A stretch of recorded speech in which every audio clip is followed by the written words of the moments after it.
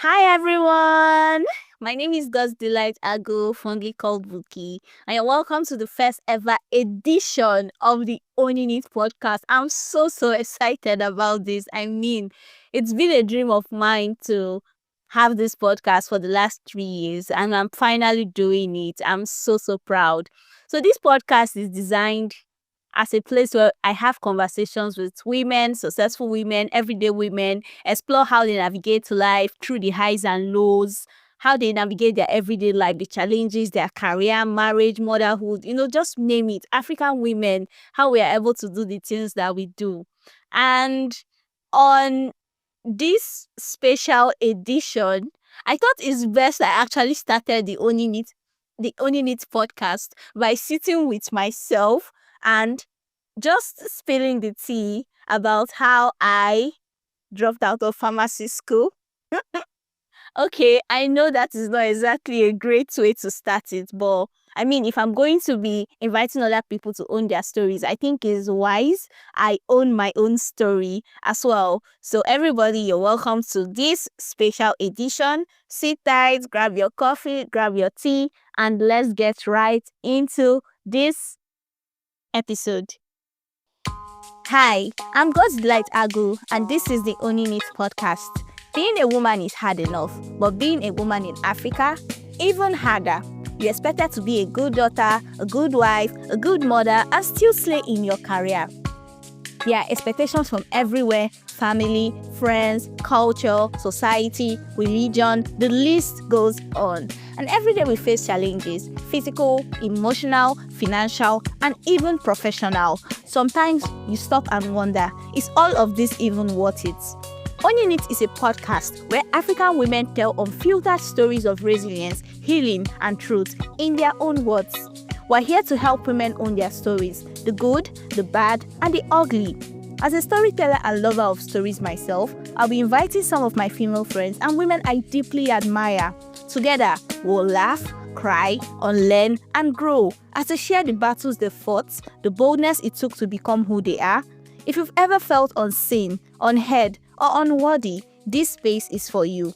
New episodes drop every Wednesday, so be sure to subscribe and join the conversation every week. Like Michelle Obama once said, your story is what you have, what you always have. It is something to own. So let's own it together. Welcome to the Owning It podcast.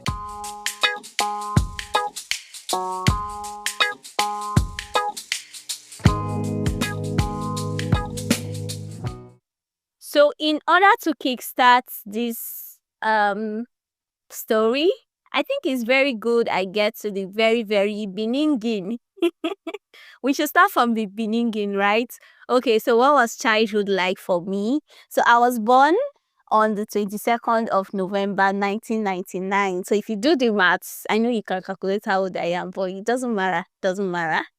Early hours on a Monday morning. So you can imagine why I'm always serious, or you can know why I'm always serious, because why are you being born on a Monday? So I was born into the family of Paul and Esther Agu. Those are my parents' names. They were missionaries, and at the time I was born, they were based in Makurdi, Benue State. I am the oldest child, and I would eventually go on to have 3 sisters and 1 brother. So I have 4 younger siblings. And most times when I'm asked about my childhood, I kind of, it's always emotional for me because I look at it in 4 phases. Okay, so I'm going to explain what I mean by the 4 phases. So the first phase is before my abuse. The second phase is during abuse. The third stage is after abuse. And the fourth stage is the addiction phase. So the before stage is between the ages of 0 to 4. I was just this very sweet, very sweet child. I was full of laughter, full of play. I was a talkative. So it's very easy to see. I was really curious about the world, and I was just a really smart little girl. So that was between the ages of 0 to 4. Now, between the ages of 5 to 9, towards my 5th birthday, all of that changed. I experienced sexual abuse And not just once, not just twice, not just thrice. It will continue till I turn 9. And my once upon a self, very curious, very chatty, friendly self, I became really resentful, full of anger. I became very reserved. And during those times, my only refuge was my book and my pen. So I would either write or I would draw.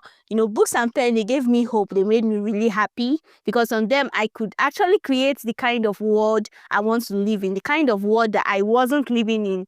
I told lots and lots of stories on my books. So this led me to start writing at the age of 6, and I've been writing since then. So technically, it's been 2 decades. I've been writing for 2 decades now. Okay, let's get into the second phase. So the second phase, the next phase is after the abuse. So this is between the ages of 10 to 12. I built a lot of resistance. I hated people. I had no friends. So I poured my energies into studying and getting high grades. By then, I was in secondary school. And if Uchenna is listening, we're quite in a tug of war, dragging for who's going to come top of the class. So I fought a lot during those years, like intellectually. That's what I mean by that. And now to the addiction phase, this is between the ages of 13 and 17.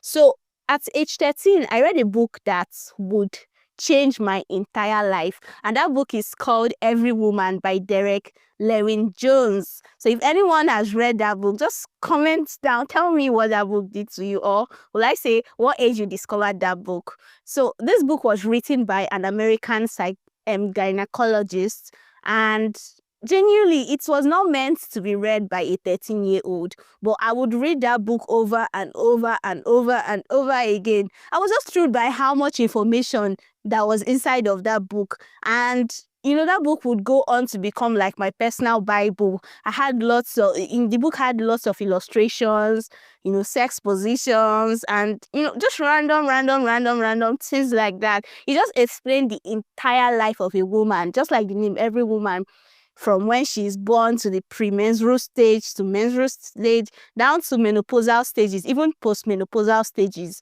And one of the things that was resounding in that book was when Dr. Derek said, there's nothing wrong with masturbation. Masturbation is simply a way of exploring one's body as a woman. And before I realized it, I was neck deep addicted to masturbation.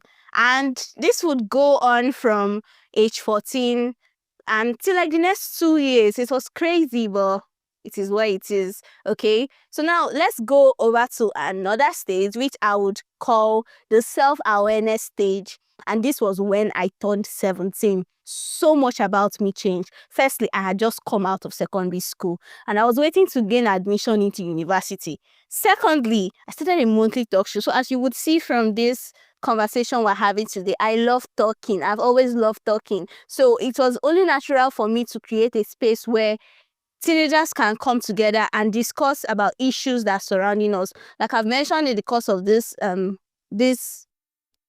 conversation, I've talked about the fact that I experienced sexual abuse as a child. I've talked about the fact that I was involved in masturbation. I was addicted to masturbation.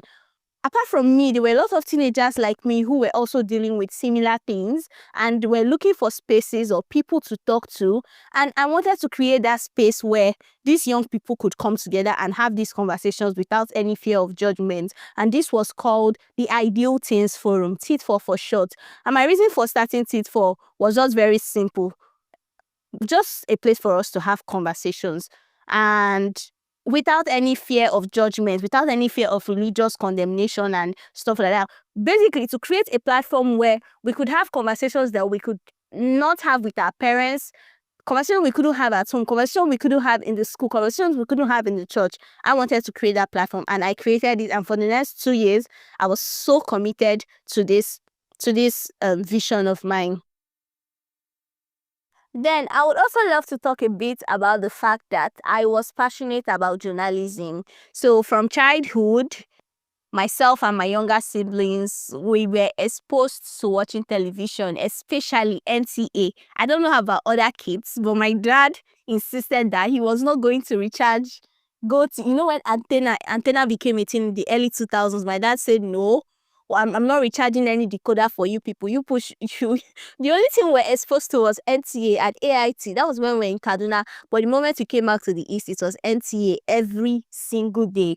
I was so in love with TV. I loved television. I was so in love with the smart TV presenters. I loved how the newscasters looked, how they sounded. And as a child, I was so in love with what they did. And I just wanted to be exactly like them. I wanted to host TV shows. I wanted to look smart. I wanted to interview cool people. I wanted to travel to different places, write columns on magazines, newspapers, and just have a fun-filled life.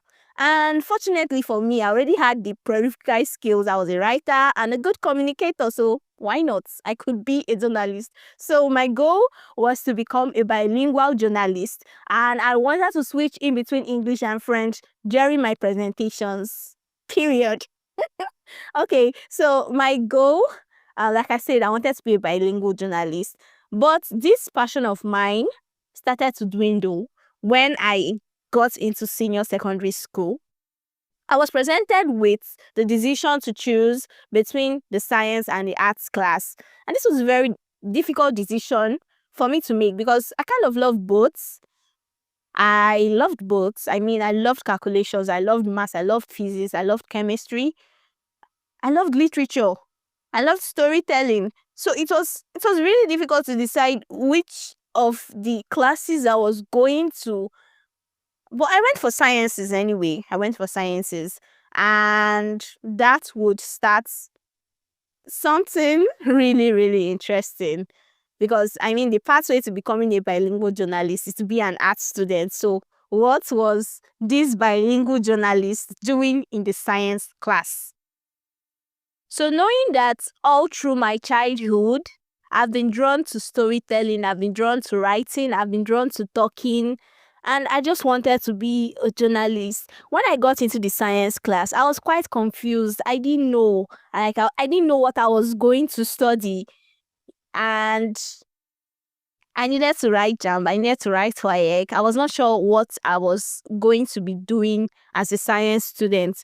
So at that time, I decided that I was going to study maths and statistics since I loved calculations a lot. So I was going to use some of my brain in studying maths. It sounded like a very logical thing. My dad studied mathematics and computer, so it felt very natural for me. I I just loved calculations, physics, chemistry. The only thing I did not like in the science class was biology. There was just something about biology that was just like, I just didn't like biology. It didn't involve calculation, it involved a lot of reading. And, all this science, there's all these terminologies and words that were just, but anyway, I just found, I just found a way to just get over it. So it happened one day, my biology and chemistry teacher would call me into his lab and tell me, you're smart enough to study medicine, right? And I'm like, okay. And then my physics and further math teacher did the same thing too. And then my mom too. You know, your vision to help people, it would be nice if you are a doctor, you'll be able to cater for people's needs. My mom reminded me of my childhood. She came from a really emotional and, concerned point of view. My mom was convinced that if I was going to be a doctor, I would be in a much more better position to help the people that have been called to help. My mom sounded right. And I dreamt about being a doctor for the first time in my life. I think I was about 14 or 15. I just said, you know what? I'm going to be a doctor. So from 2014, I made up my mind that I was going to become a medical doctor. Now, at first, I started thinking, okay, if I'm going to be a doctor, what specialty in medicine would suit me best? Then it came down to two specialties. One, pediatrics, and two, psychiatry. Eventually, I made peace with psychiatry. I believe that I was going to make a greater impact by becoming a psychiatrist. And it's kind of sounded more fun than pediatrics. So that's how I decided that I was going to become a medical doctor, and not just any other medical doctor, but a psychiatrist. So if you're a Nigerian listening to this, you already know that there is something about your plan for your life versus the Nigerian's plan for your life. Those are two different things. And my plan for my life was, you know what, I'll graduate from secondary school at 17, I'll enter medical school, and after 6 years, I'll be 23. At 23, I'll have my MBBS. Do my residency, uh, specialize, and before 30, I'm a psychiatrist. That was the dream, right? And jam happened. 2016. I applied to University of Port Harcourt to study medicine. I scored 271 over 400, but I did not get the admission. Okay, we try again 2017. This time around, I applied to University of Uyo. I scored 264. Still for medicine, I did not get the admission. Fast forward to 2018, I sat JAMB again. This time around, I scored 294. My parents said, okay, you're going to apply to University of Port Harcourt. I got the admission. But I did not get the admission to read medicine. Instead, I was offered pharmacy. So after sitting at home for 2 years after leaving secondary school, even though I did not get my dream course, I just did not see myself staying home an extra year. And you know the lie they all tell us, just enter school first. When you reach, you will switch departments. It's a lie. You will not switch. You will not switch, oh. But yeah, I was just naive and I didn't know any better, so I got into school. So my first year as a pharmacy student, I began my journey really determined, because I heard that if you want to switch from pharmacy to medicine, you need to score 4.5 CGPA in your year one. And I was like, that is my goal. My goal is to switch from pharmacy to medicine. So when I got into my department and my faculty, because pharmacy is a single department, single faculty, I noticed that a lot of people were complaining about how difficult it is, how crazy pharmacy school was, how impossible it is to graduate from pharmacy school without having a repeat and a receipt. And as someone that loves hard things, I was like, fuck it, we die here. I told myself that I was going to graduate from pharmacy school. I was going to graduate as the top of my class without a repeat or receipts. And then first semester came out of 8 courses, I did like 7 A's and 1 B. I was like, Odogu. I felt like an Odogu race. And then second semester, we had 7 courses. I got 1 A, 5 B's, 1 C. Still cute. I was still above 4.5. And I just did not have any social life that first year, because my entire focus in life was to become the best graduating student in my class. Okay, second year came. We resumed second year in January of 2020, and we all know what happened in 2020. The COVID-19 pandemic. 2 months into our resumption, COVID hits and everybody shuts down. All of us had to leave school. I packed my bags and went back to my parents' house in Aba, And when I think about the day I left school in 2020, I remember just, holding my bags and entering a shuttle, talking with my ex-boyfriend, who was still my friend at that time. And I was asking him, do you think we'll ever recover from this pandemic? I was scared. I was hearing the news. I was hearing what was happening in China, what was happening in the US, how people were dying. I thought it was the end of the world. And he was like, sure, we're going to get back. The world was going to get back. So I felt assured. So due to the pandemic, academic activities did not resume. From March 2020 till December, there was no school.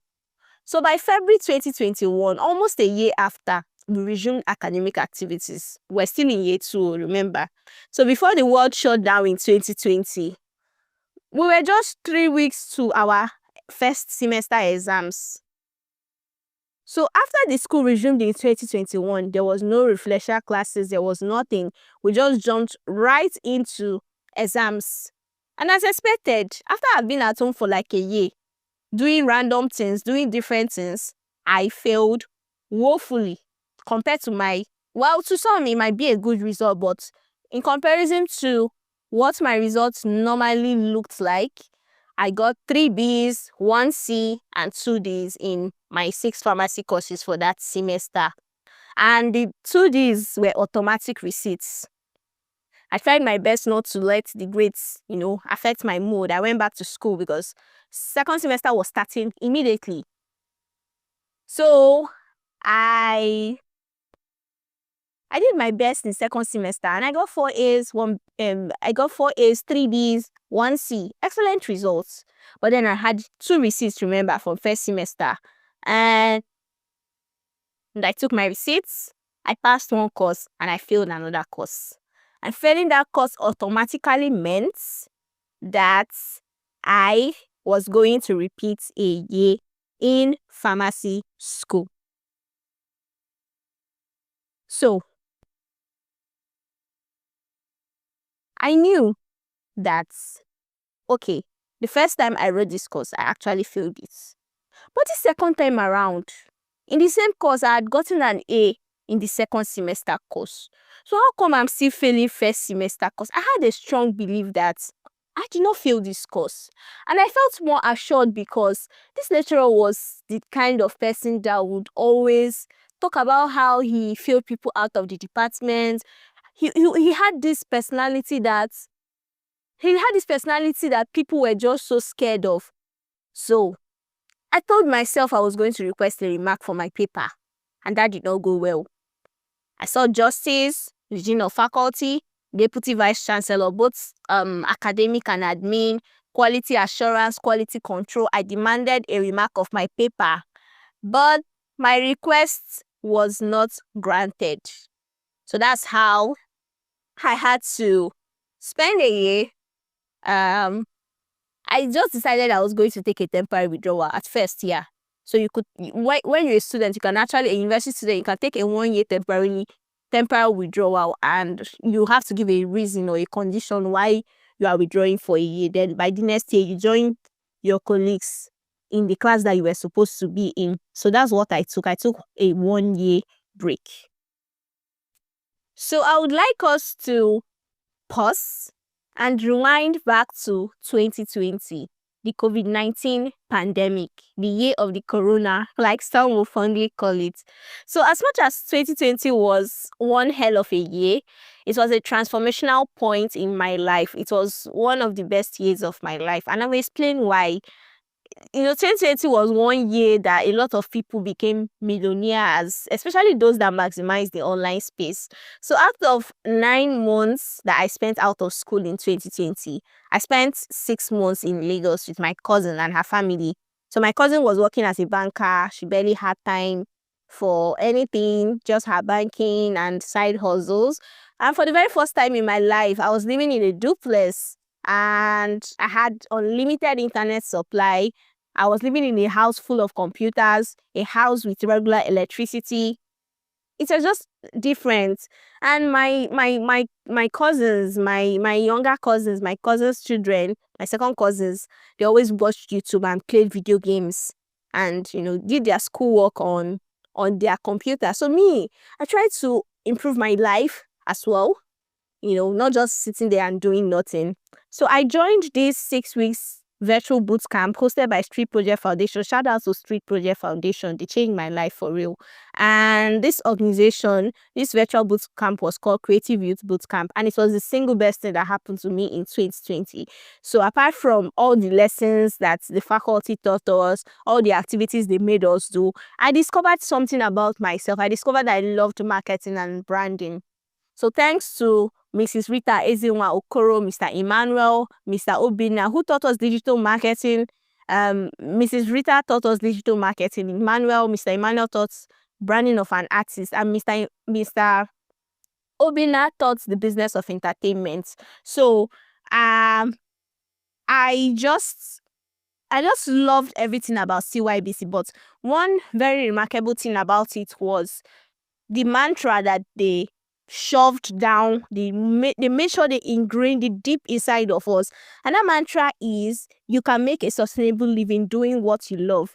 Ms. Rita took a few classes in digital marketing, but I knew I wanted to learn much more. So I went on to register for Digify Africa 4 weeks bootcamp, where we learned about Facebook ads. So I was learning Facebook ads in 2020. So after the 4 weeks boot camp, I took the exams, but I failed. So instead of getting the required 80%, I got 70%, so I could not get the certificate.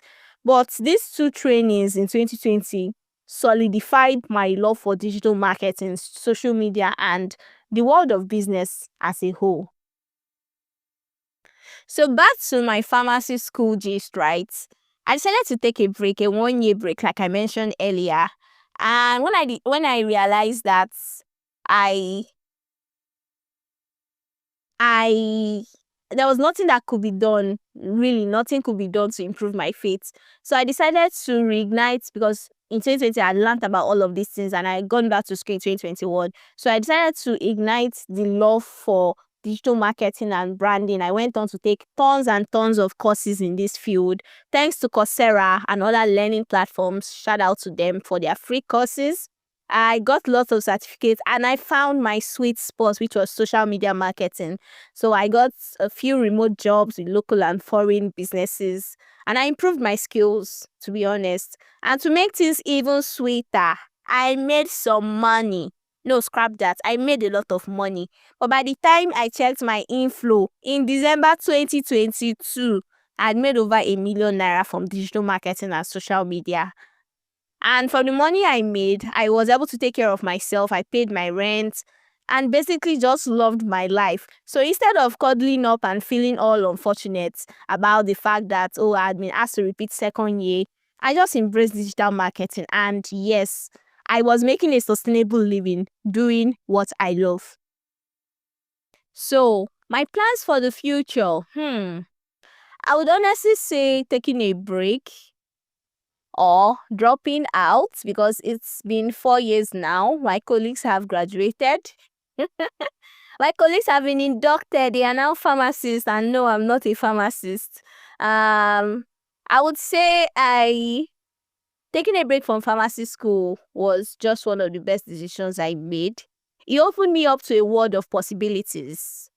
Because do we just know how fantastic it is to be able to make money doing the things that you love? My plans for the future are enormous, enormous. I really want to do all of those things I dreamed as doing as a child. I wanted to be this big media person, this person that it's on TV, on radio, writing on the magazines and the newspapers. So nowadays, we live in a more privileged world, so I can record these podcasts I'm making, and anyone from any part of the world can listen to it and get in contact with me. So I really want to do this podcasting thing. Like, I want to do this podcasting thing very, very, very, very well. It's not just owning this podcast. I do have a couple of podcast ideas that I will want to explore in the nearest future. I want to do YouTube. I want to really do YouTube. I have a lot of show ideas, a lot of shows I want to create. I want to do filmmaking. Yes, I have ideas of some stories I want to convert into screenplay. I want to write. I want to write books. I want to write books. I want to write stories. I want to write articles in international newspapers, international magazines. I want to talk about mental health with whatever platforms I have. I don't need to be a psychiatrist. I don't exactly need to be a psychiatrist to make my impact or make my mark in the world of mental health. There's so much I can do. I can do a podcast about it. I can tell stories about it. I can make films about it. I just want to make mental health. I want to destigmatize mental health across Africa. I want to be the loudest and most consistent voice when it comes to mental health issues in Africa. And there's just so much. There's so much. I have so many plans. I want to build businesses. I want to scale them, sell them off. I want to just be that serial entrepreneur, I want to host events, both physical and virtual events, network with people, and just be a happy person genuinely.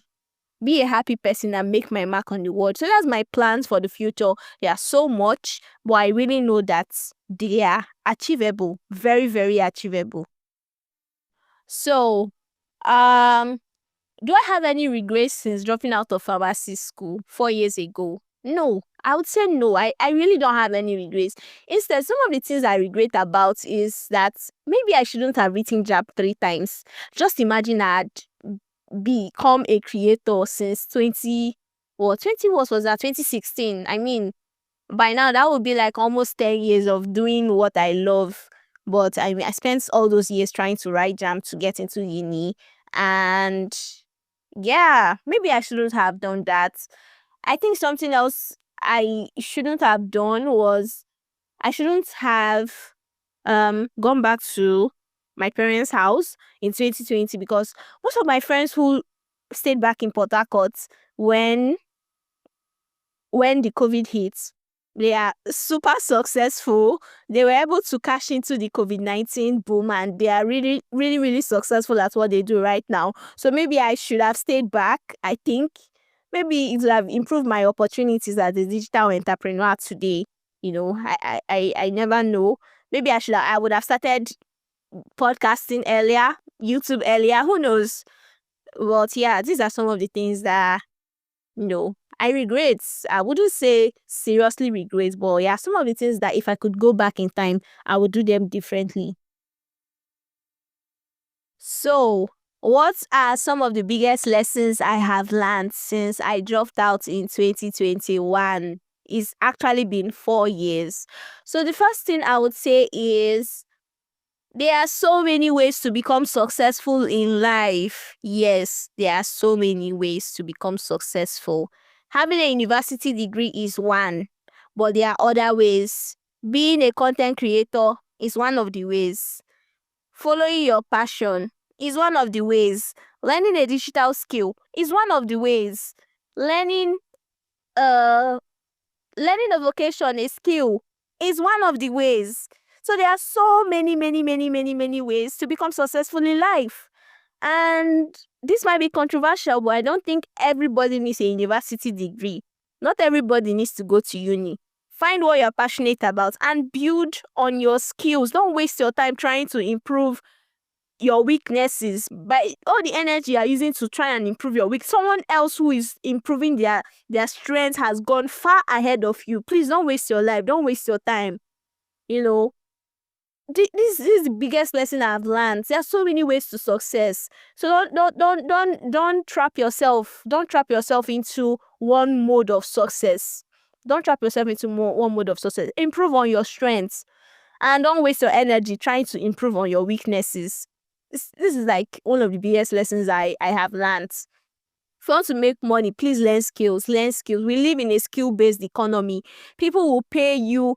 I mean, when in 2021, I got a job that was paying me $200. I would never had believed it that I'll be able to make that amount of money without a degree, because we're always told, oh, if you don't have a degree, there's nothing for you. So I was completely blown away, and ever since then, I've been using the skills that I have to work for people both on a freelance basis and on a full-time basis, and it's just been awesome. So this is one of the lessons I have learned, one of the biggest lessons I have learned. There's some other lessons. I think one of the lessons I've also learned dropping out of pharmacy school have taught me is that nobody owes you anything. Yes, nobody owes you anything. Not your parents, not your family, not your friends. You owe yourself being happy. You owe yourself making your life beautiful. You're not entitled to anybody's money or help. So the earlier you know this, you know peace. I would say the last biggest lesson I've learned is that friends come and friends go. It's okay to have an ex-best friend. There are sometimes I talk with some of my friends and I say, oh, this is my ex. But they're like, what the hell? What do you mean by an ex-best friend? But I mean, it is what it is. It doesn't mean that you are not a good person or that they are bad people. It just means that their role in your life has come to an end. So we just all have to be comfortable with that. So yeah, those are my biggest lessons. The biggest lessons I've learned in the last 4 years, actually. So, if you listened to this up till this point, I want to say a very, very big thank you for listening to my story.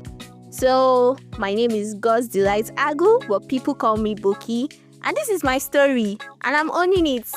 And I hope to see you at the next episode of the Owning It podcast. Thank you so much for listening. Please subscribe to my podcast. Like it, share with your friends if you love the story. Comment if you have something nice to say to me, and I'll catch you in the next episode. Is it in or at? I don't know. English is hard sometimes. Bye, guys.